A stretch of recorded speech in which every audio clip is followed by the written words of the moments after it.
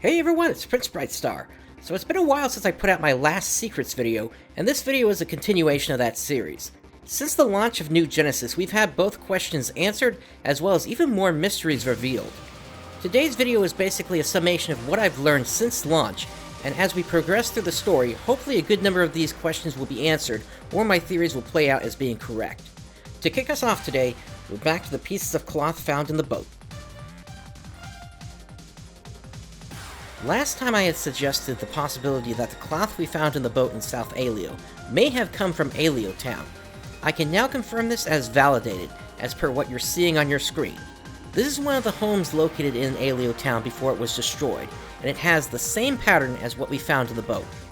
Can I also take a W for being spot on to where Aleo Town was? The problem now becomes, why do the Halphians have this hexagon pattern on their materials? Actually, upon closer examination, there are hexagons elsewhere, such as where Crawford is. This suggests a closer relationship between the Halphians and DOLLS than was previously suggested, and as we progress, I think you'll start to see that relationship more today.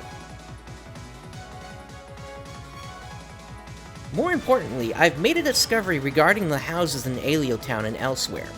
Take a look at this.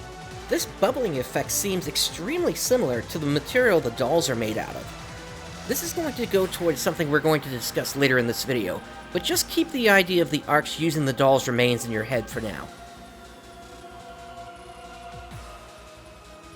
All one needs to do is spend a few moments in the Halphia Lake area, and you'll realize there's something special going on here. This area only has one kind of tame, the level 60 Pats. And with them, only one enemy type can spawn here, a level 64 Gigantix when it is storming. Looking into the water of the lake, you can see it's actually rather shallow, and just beneath the surface are three structures. Just what are these supposed to be? There seems to be some kind of water escaping from within them. Could it be these spots are creating the lake in the first place? It's expected that these devices may do something. Unfortunately, we have no idea how to activate them at this time. Trying to drag a Gigantix on top of them had no effect. What's even more telling about this area is it is located directly beneath the subspace vehicle platform. Could it be this is intended to rise into the sky somehow, like an elevator? There are too many unanswered mysteries about this place, and I'll need to progress the story more before I can come up with anything conclusive. Oh, and for reference, neither killing a Pat or a Gigantix does anything here.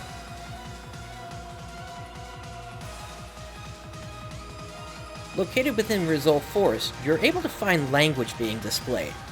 The initial assessment is that this may be Japanese based on some of the characters that have been identified. Unfortunately, due to the compression artifacts in play, we may never be able to identify all the characters being used here. I will note that the first few characters seem to spell ephemera in katakana, but I also need to point out that it wasn't spelled that way in Japan's PSO2. Perhaps someday we'll figure out how to translate this. This is just a point of differing information I need to bring up. On the website, it is described that Manon did not have any memories of their past. However, in-game it is mentioned that she does have memories of the past. Given the difference of what has been said, I'm more inclined to believe what is said inside the game rather than what's on the website, and we'll chalk this up to just a case of bad translation. I'm sorry, but I'm having a hard time believing this thing is a Dark Falz. Rather, I think this thing has been misidentified, and the name is a red herring for the player. Let's think back into the history of the series for a moment. Generally, Dark Falz has nothing to do with mechanical things. The only time Dark Falz was ever involved with machinery was when one stuck itself upon the Quran satellite in Phantasy Star: The End of the Millennium. Any other time we've dealt with robots and androids, typically this is actually reserved more for the role of a mother entity. Not the mother we met in base PSO2, which was a failed Xi'an clone, but Mother Brain, the mechanical being which basically gives orders throughout the series. If Dark Falz is the most recurring enemy in the series, Mother Brain is basically in second place. She appeared in Phantasy Star 2, controlling the different environmental systems and robots. She appeared on Coral as Mother Trinity. She also appeared on Goral in Phantasy Star Universe Ambition of the Illuminus as the central brain that controlled the AMF forces. Let me be clear, in that game she was infected by Helga with a seed virus, not by Dark Falz directly. So, as of right now, in my mind, I'm more of the belief that this thing is being controlled by some kind of mother brain. This, of course, would make the reason for the conflict obvious in the first place. The Arks created a mother entity for some reason, possibly as a way to keep the main Ark's troops safe while non-living androids would do the dangerous work. However, something eventually happens. Perhaps a computer virus is uploaded into her unknowingly by one of the dolls, and this causes her to go crazy and start fighting with the Arks, eventually leading to where the conflict is now on Halphia.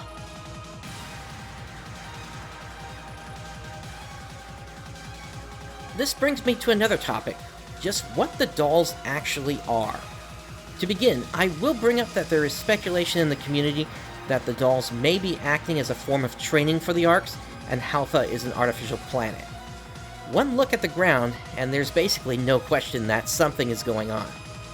However, I'll add to that by asking, when you look at the cocoons and towers, I have one question. How did the dolls get in there?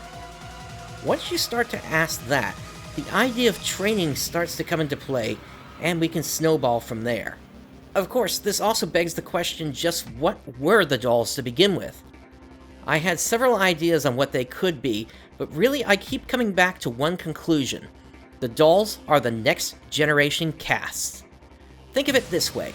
Today in robotics, you see many traditional robots being made of metal and mechanical gears, but there is also a subset of robotics working to remove metal from the equation, and allowing robots to effectively reform their body however they want to.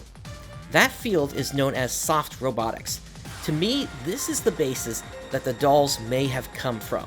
What this ultimately means is I think we're going to be seeing the dolls as a playable race sometime in the future. Probably not this year, maybe not even in 2022 or 2023. In the future though, once things are fixed, with my theory being Mother Brain being fixed or destroyed, if my prior theory was correct of course, at that point I could see the dolls becoming a playable race, with fashion for them being taken in the form of the harnesses that they wear, rather than using clothing or cash shells. Well, I suppose they could wear clothing, but...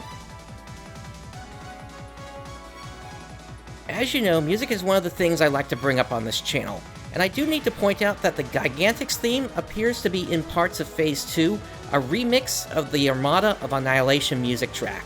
Just a small thing I noticed, but given how vast the Photoner Empire was, it's possible even 1,000 years later, the Arks may still be serving as cleanup for them.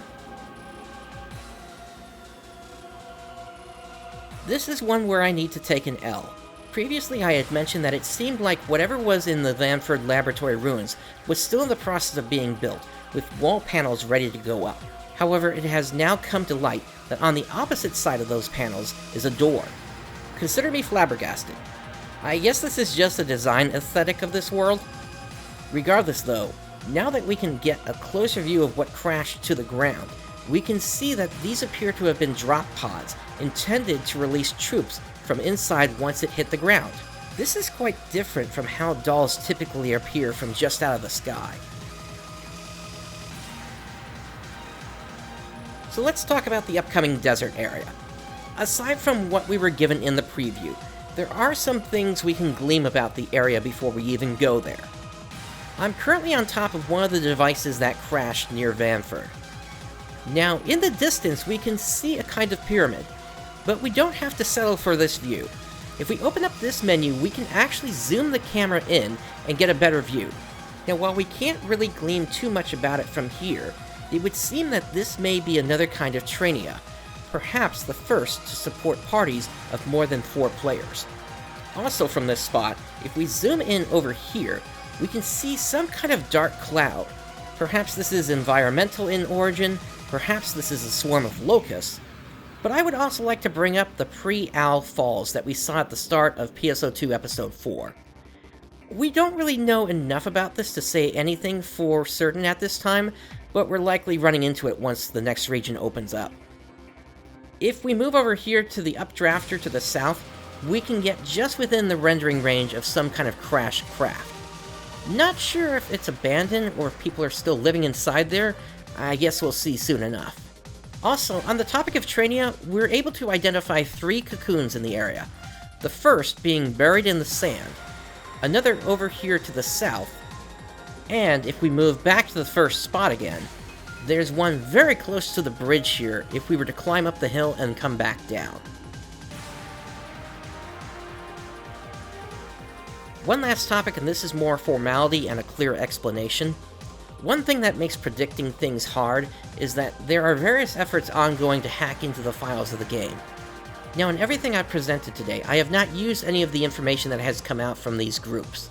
I've learned over time that information released in that way can sometimes be misleading, as was the case when a recent AC Scratch setware was initially thought to be a new playable race.